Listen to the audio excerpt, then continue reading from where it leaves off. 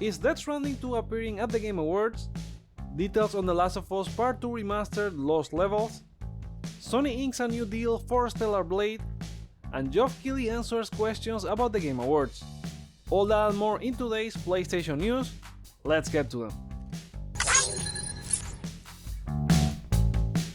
It appears that we could have a Death Stranding 2 trailer or announcement at the Game Awards after the Twitter account for the event replied to creator Hideo Kojima in a now deleted post.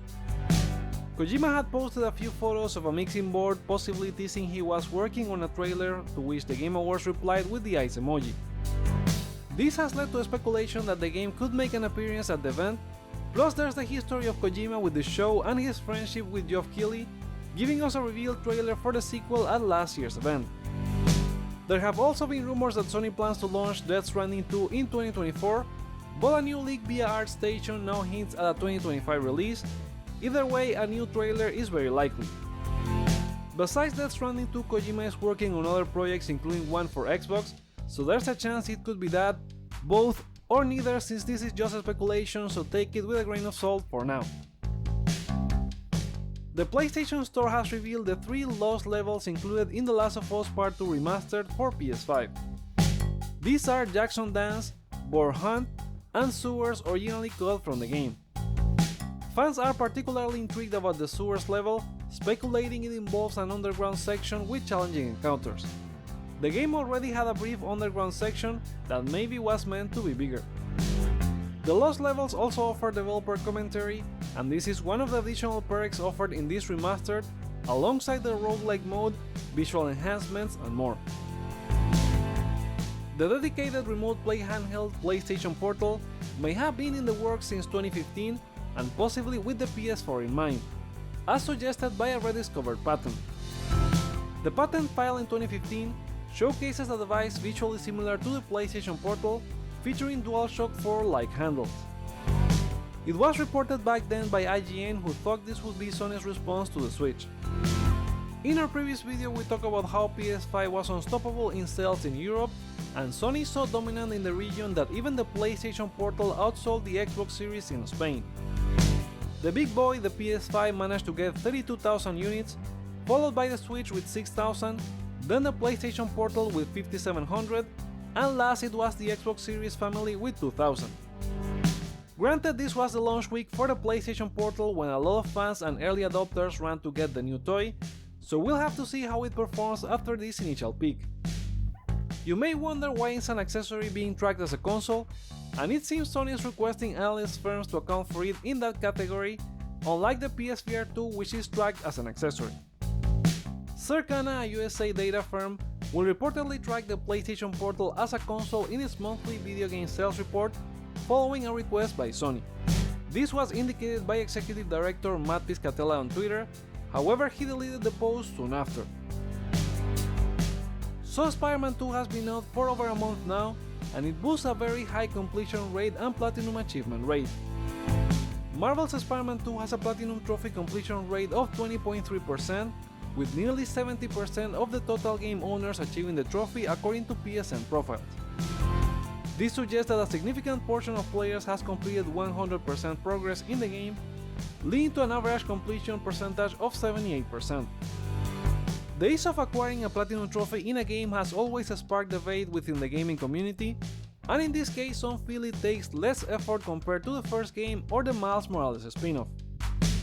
To that I would say that developers put a lot of work into creating things in games, that having a high completion percentage is rewarding for them, as gamers get to see a lot of what the world has to offer. Skill-based trophies are also great for certain games, so there's no right or wrong to either approach. Sony and South Korean game developer Shift Up are reportedly reinforcing their collaboration by entering a distribution agreement for Shift Up's upcoming PS5 title Stellar Blade. This marks Shift Up as Sony's first second-party partner in Korea. Stellar Blade is an action-adventure game set in an alien-occupied Earth as protagonist Eve saves humanity from extinction.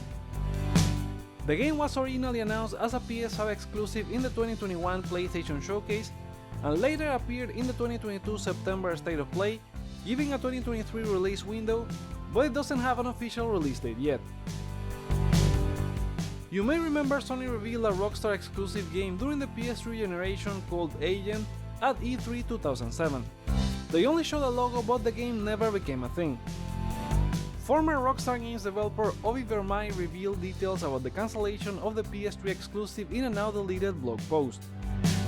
According to the developer, Agent was conceived as a James Bond game set in the 70s, with locations in a French Mediterranean city, a Swiss ski resort, Cairo, and a final shootout with lasers in space, for some reason. However, the making of the game wasn't progressing well, and it was eventually cancelled to prioritize GTA 4. Rockstar was not too pleased about this blog post, and they contacted Vermay later to delete it. Geoff Keighley, host and producer of the Game Awards, has shared information about changes to the event this year. Keighley mentioned that they are moving away from the world premiere label for game announcements and will treat all content as great game content. He didn't say how many trailers will be in the event, but thinks it's around the same as last year. Besides that, Keighley addressed the controversy surrounding Dave the Diver's nomination for Best Indie Game, since it was developed by Mint Rocket, which is a Nexon studio.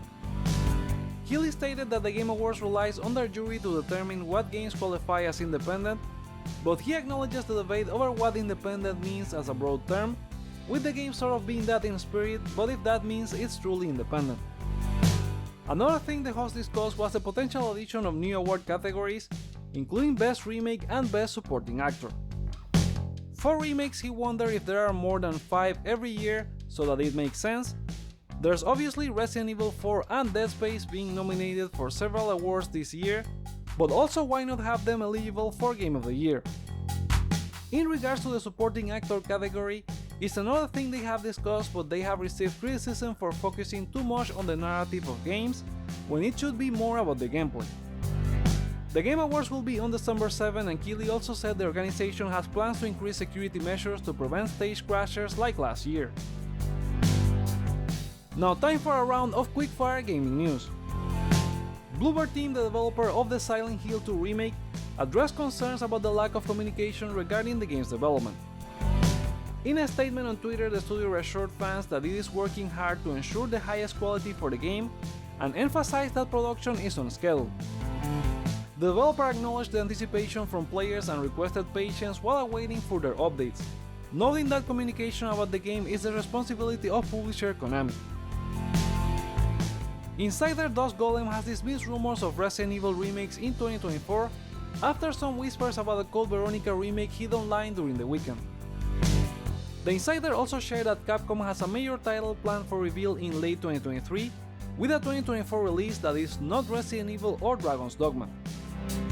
Speculation says it could be a new Monster Hunter game, aligning with Capcom's plans to launch a major title by the end of the fiscal year. The Division Heartland has been raided by Taiwan's regulation committee, suggesting a potential release date announcement. The rating indicates violence, inappropriate language, and antisocial behavior, resulting in a PG-15 rating. The game was initially expected in 2022, but might now be released in early 2024, as games are usually rated 2 to 2.5 months before launch or open beta.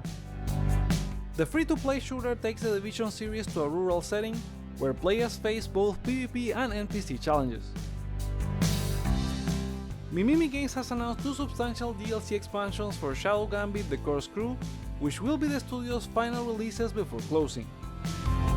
Set to launch on December 6, each DLC pack includes a new story campaign with 6 missions, a crew member with unique supernatural traits, and an uncharted island in the Lost Caribbean setting. The expansions seamlessly integrate with the main game, allowing players to use the new characters and abilities in existing missions. Mimimi Games announced their closure last August, with the reason being exhaustion after years of personal sacrifice.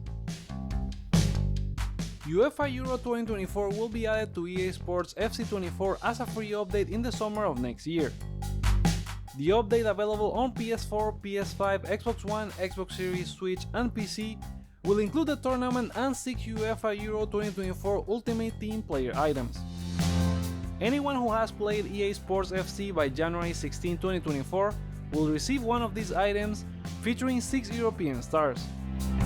EA's partnership with the UEFA organization is now crucial, after its FIFA partnership ended with last year's game.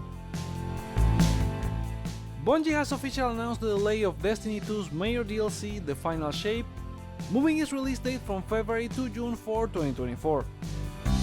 The change aims to allow developers to achieve a more ambitious vision for the expansion, considered a crucial release for the Destiny franchise. To keep players engaged during the delay, Bungie will introduce the Season of Wish, along with additional content to explore until The Final Shape is ready for launch.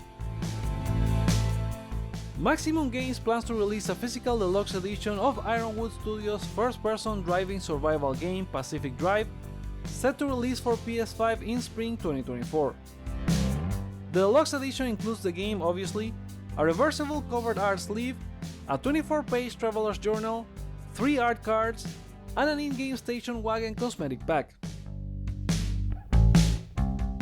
And those are the PlayStation stories for today. What are your thoughts on them? Let us know in the comments below, give this video a thumbs up or down to let me know your feedback, check out more content you may like as well, and subscribe for more on PlayStation. Thank you so much for watching, my name is Joseph, this is Hype for Games, and let's get hype!